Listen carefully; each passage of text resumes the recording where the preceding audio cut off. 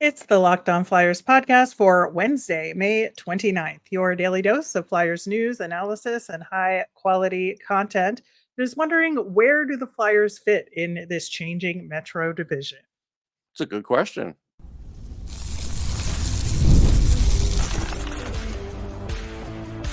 Your Locked On Flyers, your daily podcast on the Philadelphia Flyers. Part of the Locked On Podcast Network.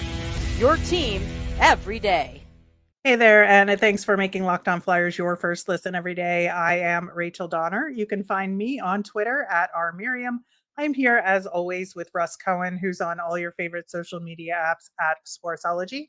We are at Locked On Flyers on Twitter, Instagram, Threads, and Blue Sky as well. Today's episode is brought to you by FanDuel. Make every moment more. Right now, new customers get $150 in bonus bets with any winning $5 bet. That's $150 with any winning $5 bet. Visit fanduel.com/lockedon to get started. You can find our show on YouTube or on the SiriusXM app or anywhere you listen to podcasts. Subscribe to get our latest episode as soon as it's available here on the Locked On Podcast Network, your team every day. Russ, before we dig into the Metro division, just a quick Memorial Cup update. London did indeed win game 2 of the tournament against Moose Jaw 5-4. Bonk had an assist. Barkey had 2 assists. They're both having really good Memorial Cups so far, and that is good to see. Yeah, the team's going to win. I mean, they're winning the Memorial Cup. They're an all-star team. There's no question about it in my mind. That's what I thought going into it. I still think that. Yeah, well, I think Saginaw is feeling some kind of way about that. And I think I'm sure they're feeling it, but they're going to just not be up to it. Should be interesting. So Drummondville, where Alexis Gendron plays, lost to the aforementioned Saginaw, so they have not won a game. So Saginaw and London are the two unbeaten teams in the tournament. They're going to face each other, and the winner of that game gets a direct pass to the final. The other one's got to play another game against the winner of the two teams that have not won a game in the tournament of Moose Jaw and Drummondville. So that game was last night. We don't know the outcome as of this recording, but we'll see what happens there. Again, that London Saginaw game is tonight. I think this is one you might want to watch. Yeah, they're all on my DVR. I'll be watching them all. So I am excited to see how this one goes. Turning our attention to the Metro division of the NHL, I think, the way we've been talking so far this offseason, that, there's a lot of questions for the Flyers. There's a lot of questions in terms of, salary cap and moves to make this offseason, but they're not doing that in a vacuum. They're in competition with these other teams who are all doing their own things and are in different places, whether they're at the top of their game or in a rebuild or on the verge of collapse, and hopefully a lot more of the latter, because that's the way we like it. But that being said, we're going to take a look at the Metro division and some of the moves they've made so far this offseason, most specifically in leadership personnel and management, that could change the way the division looks over the next several years. And so just how are you feeling about the division overall, Russ? It's getting harder. And again, I have felt like player-wise, this division was getting harder. And now there's all kinds of new executives, good executives coming into the division. I think that's going to make it even harder. Yeah, we talked about Don Waddell going to Columbus as, the Uber manager of that team, director of hockey ops and president and board of governor guy and all of that. Coming from an in-division team in Carolina to Columbus, I think that is huge in terms of kind of shifting the tides. And with Waddell having institutional knowledge of Carolina, that's going to help them a lot. I mean, he has institutional knowledge just of their starting players, but as we pointed out, he doesn't really have much as far as prospects and draft. So he probably just has cursory information about, guys that haven't played there yet or anything like that. You know, so it's not as much of a worry, to be honest. But as far as, understanding the competition and understanding, what the relationships and being able to really, I think, focus on that is going to be important for him. But it is a huge task that he has in Columbus right now. Yeah, I think the big thing is that maybe we'll find out if he likes Martin Neckish, who is certainly up for grabs, right? That's what we're going to find out. Yeah. And if he likes him, then there's probably a deal to be made here. But I don't know if he does. Yeah, it could be. And, speaking of Martin Nakis, I think that Carolina is the other interesting team here that has gotten only so far, but hasn't gotten over that sort of last hump here, which is part of the reason why I think Don Waddell left. But they did extend Rod Brindamore, and some trade rumors swirling, some potential tear it down a little bit rumors swirling because they haven't been able to I don't think succeed they're going to ultimately. tear it down. And I've done some digging, and Darren York's actually the guy that really does the large part of their draft stuff. Tulski does analytics for that, Hmm. but it's really Darren York that's that guy. So they're probably going to still leave that other position open for a little while. But you know who's the number one candidate for it is Chuck Fletcher. Do you think? Yeah, and I think, and again, I Oh, think over people. removing the interim tag from Tulski? Yeah, and I'll tell you why. So the reason they had Don Waddell there was for connections and trades and such. And you may have hated the last couple of trades from Chuck Fletcher, but all his trades weren't bad, and they all weren't bad with Minnesota either. There was more salary cap issues, honestly, than trades after a while. And does Chuck Fletcher have a lot of connections? He does. And so that's it. He would have that same role as Don Waddell. So, it's a GM role, but it's a different kind of GM role. Yeah, I wonder. I feel like Chuck Fletcher is the right kind of guy to work with that owner Yeah, in terms of the level of because control that owner he's has. very down the middle. He doesn't get too Yeah, high or too low. So yeah, yeah, I agree. I think he can deal with that. yeah. I think that should be an interesting part of it. But that kind of leads us to talk about some of the other teams in the division. There's a lot of, if Chuck Fletcher were to take this job eventually, I think that it creates a lot of like movement within the division, right? And people moving around within there. I think that you look at the Toronto influence now in the division, Yeah. the Oh yeah. And it's ex-Toronto everywhere. influence. Oh yeah. It feels like it's everywhere at this point. We're getting into year 2 of Kyle Dubas in Pittsburgh, who have now missed the playoffs again. I think he's in a pretty precarious position with still trying to do the Crosby Well, Malkin because he has squeezing to, because them. the ownership is Yeah, forcing him, right? I don't I think that's his know. choice. So look, he's been drafting as well as he could draft, and I think he's gotten some guys already that are good. He brought over Jason Spezza. I don't think Jason Spezza is like so good in the front office that it's going to make a huge difference now. But he's worked with them, and maybe down the road, he'll have an impact. But he has to do it for at least one more year.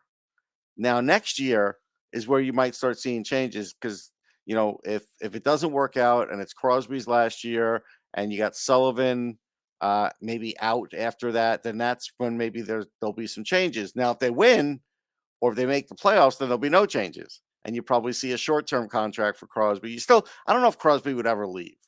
Like that's a No. whole, you do a whole show on that. But I just think right now I can't tell you Kyle Dubas is doing a bad job. I actually think he's doing an okay job.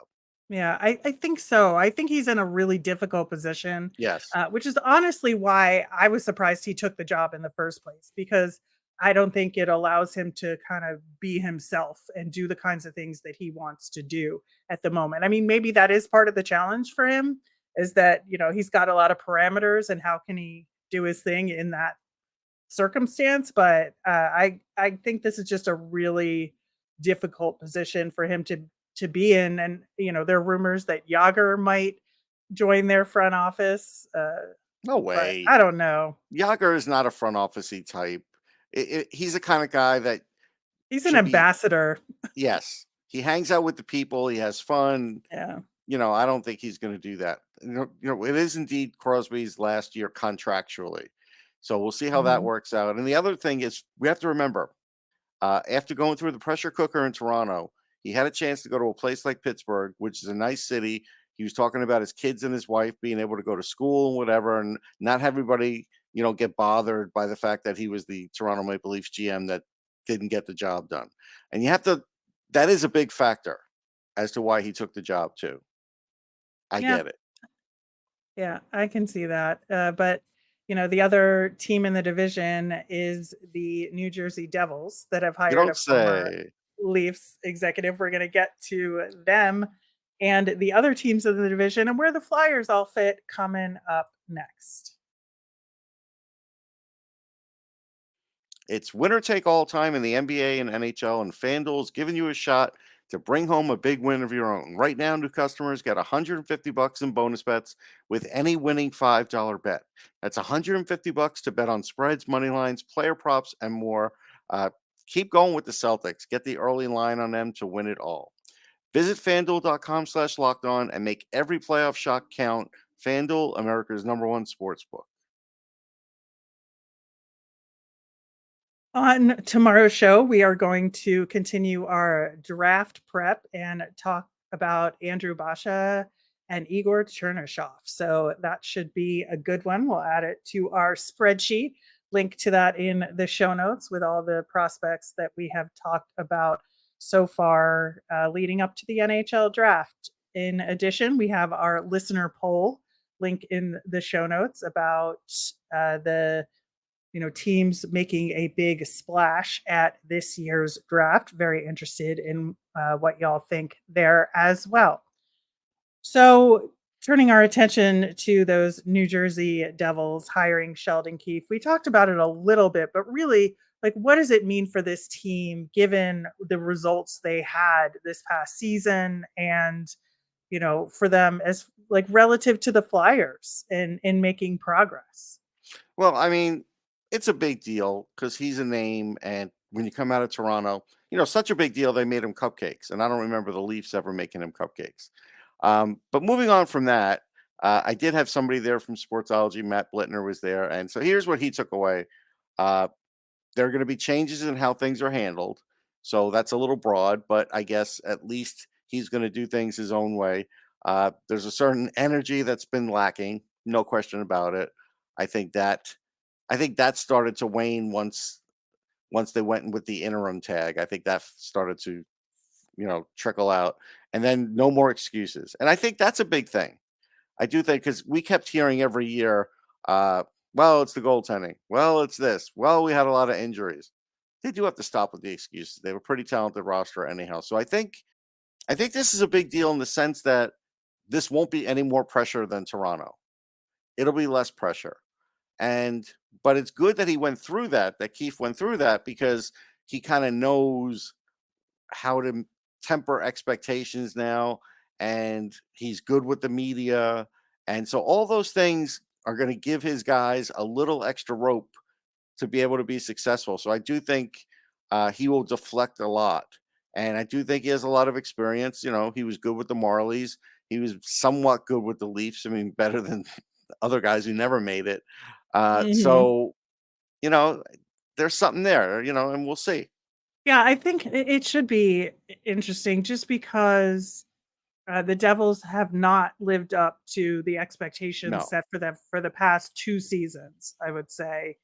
And that this year is kind of, do or die on that front, but with a new coach. So I think there's a little bit of leniency given to that as a situation that there's a learning curve for the coach and for the players. And so when you're in a situation where you have to take a step forward, but you have some new elements to it, I think that that's where you get a little bit of a get out of jail free card on that front. And I think that will release some of the pressure and allow them to thrive in a way that they may not have otherwise.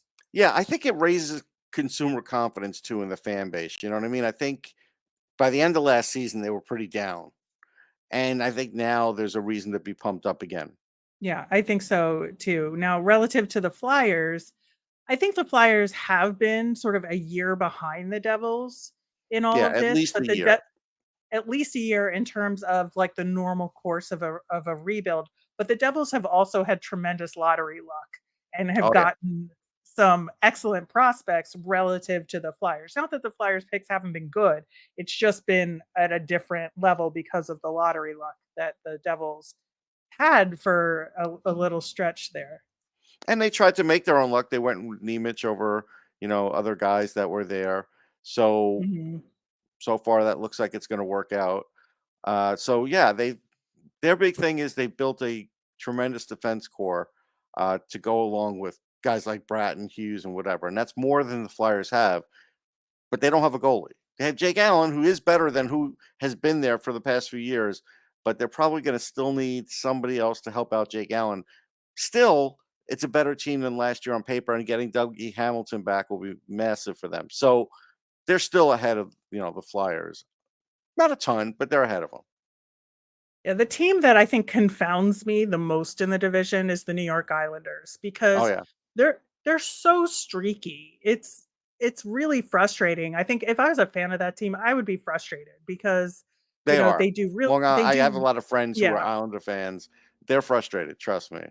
Yeah, because they have great stretches and then they just lose for a long time and they barely make the playoffs and then, they crash and burn in the first round this time around, which to be fair, I think everybody expected given who Yeah, they I were think playing this go against. around they were just lucky to make the playoffs. Right. So I agree. But Yeah. Sorokin's play fell off a little, and Varlamov was the better guy down the stretch. I'm sure that'll switch back. But the big thing is they're lacking excitement. It's similar to what the Flyers have going on with them because there is no real superstar player. Barzell is pretty close, but he's not. And so there's really Yeah. not that guy, right?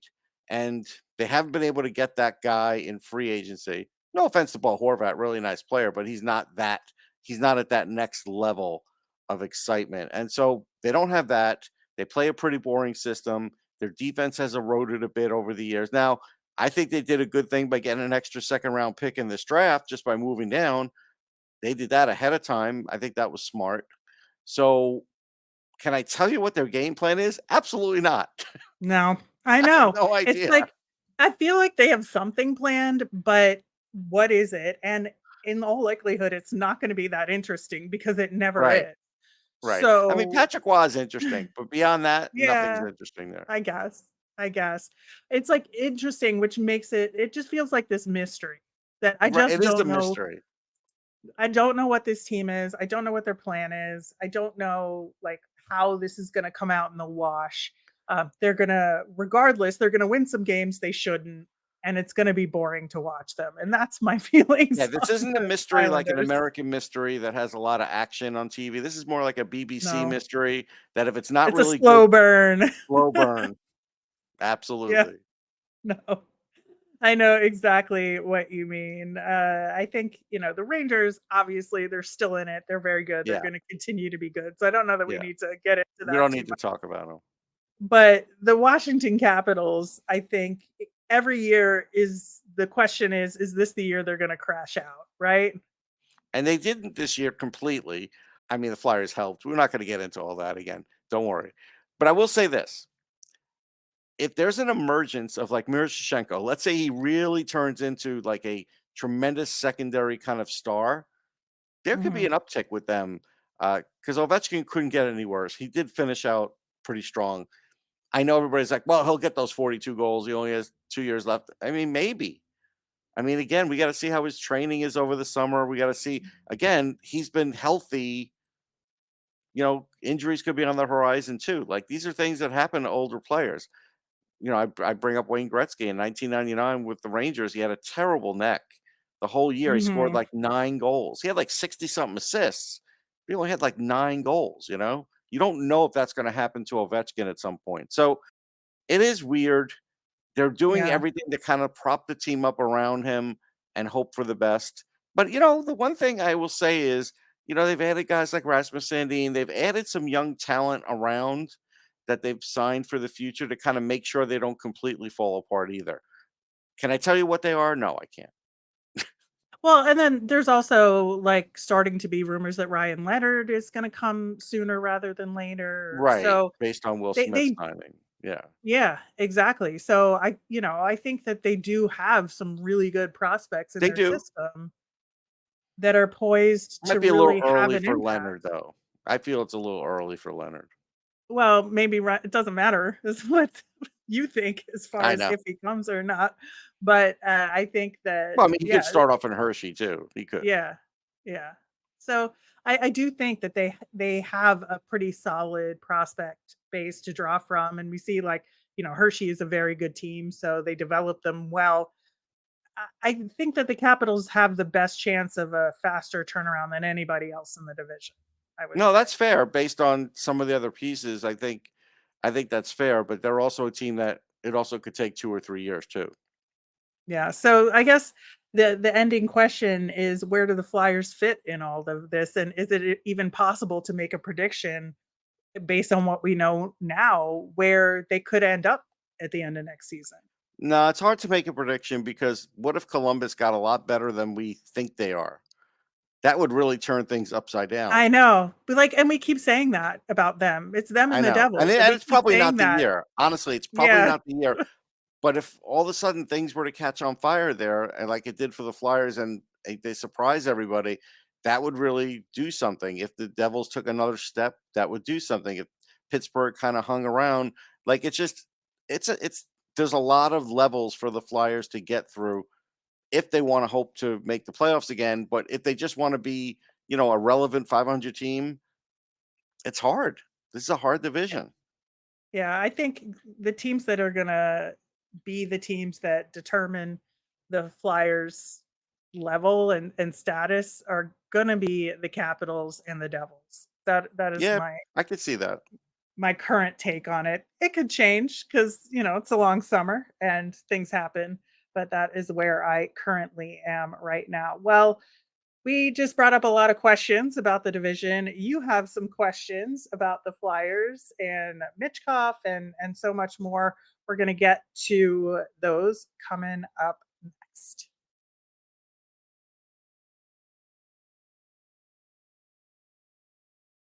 All right, getting to our listener mailbag here. Robert said about Matvei Michkov. I believe that Michkov will be here earlier this summer as he was not included in that U25 All-Star team.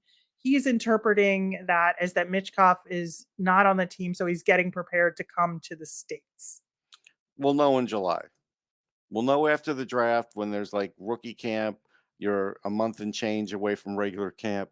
I think if he was going to make an appearance here, it'll be in July. Yeah, I think so. I think that it's going to be a long month of waiting and a Yep. lot of silence until then.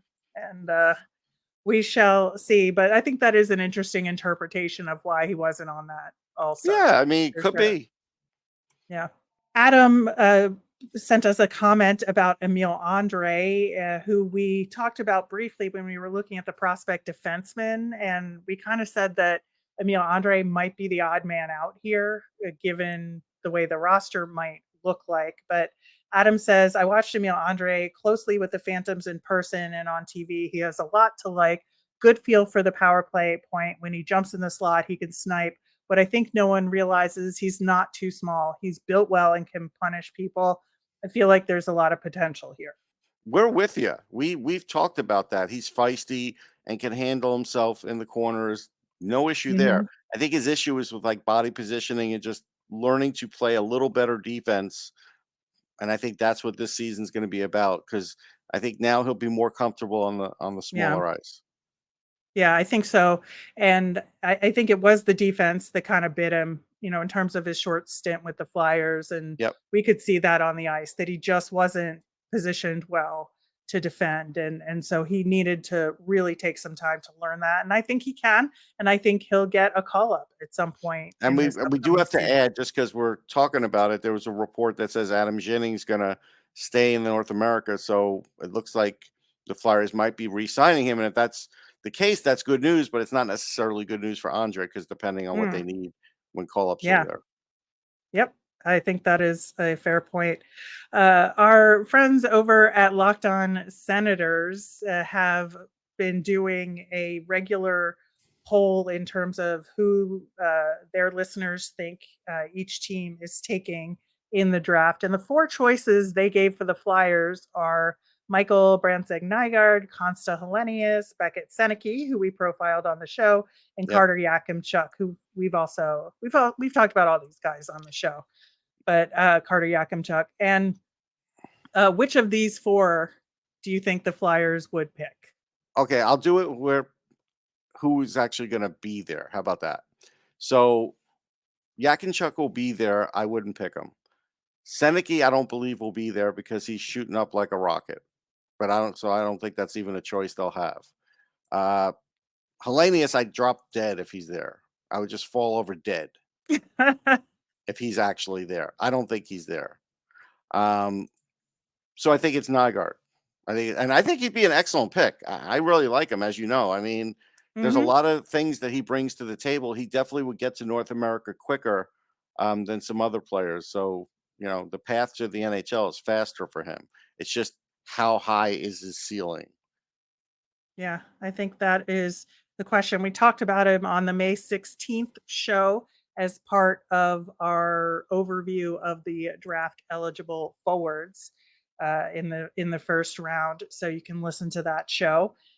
Link in the show notes to the spreadsheet that has all that information. I think, yeah, like I saw these and I was like, yeah, I don't think I want any of these guys. But if I had to pick one of them, it would be Nygaard. I think I agree Yeah. with you I mean, it's funny. there. Seneke, I see it. I see he has talent. To me, it's more upside than what's there now. Um, but I think he'd be risky. I do. Mhm. Um, and then I look at it and I'm like, I see the other defensemen that are going to go ahead, and now I believe, even though it's an up and down situation in the Mem Cup, that Dickinson will be in that top 10, so he Yeah. won't be there. And so then it's like, am I really taking Yakimchuk as the guy at that point? No. I'm still looking at him. So maybe he'll change my mind at the more, at the combine or otherwise, just some more viewings. But right now, I'm not there. I just feel like there's gonna be a forward that's gonna have more value than I Yakimchuk think so would be too. as a defenseman at Especially if 12. 6 or 7 go in those top 12, then that means a Mhm. couple forwards, fell out of the tree there. Yep. Yep. Yep. That's exactly how I feel. At Chazbear10 on Twitter asks, what about adding Artem Anisimov to the player development group to specifically help Michkov along on and off the ice? He played with Torts in Columbus and New York and was helping out Lehigh Valley a season ago. I love Artie. If he wants to do that, I'd let him do it. Who knows? He might still be playing. I mean, maybe he'll play in the KHL another year. But a year after that, if he wants to do that, he's a great guy for it. Yeah, I think it'd be fantastic. I agree. I just think he wanted to keep playing, Right. and there wasn't a space for him on Lehigh Valley that would allow him to move up to the Flyers, and so he kind of moved on. But for all accounts, he did have a good experience with Lehigh Oh yeah. Valley, and I think in a mentoring role with Mitchkoff would be very good for him. I like that idea a lot. It's a good out of the box suggestion there. So yeah, he ended up playing 18 games last year for the Wolfpack. So that something Mhm. tells me he's going to give it one more go. The last question of the day, Ben asks, is it possible for a team without a top 5 pick to have a quote unquote great draft? Do teams that don't have a ton of picks or the right picks get overlooked in draft grades? Well, I don't give draft grades until like 4 or 5 years. 3 is the earliest. So anybody who puts draft day winner or losers out the next day, I don't have any use for. I just don't do it. I'll say if I liked what a team did on the surface, but that's not a true grade, right? That's just an Right. opinion. So can you have a great draft without a top 5? Absolutely. I mean, there's guys that come out of, the middle to late first round, second round all the time. There's a little luck involved, and sometimes the more picks, the better. So, yeah, I mean, there's top 5 picks that, sometimes don't work out.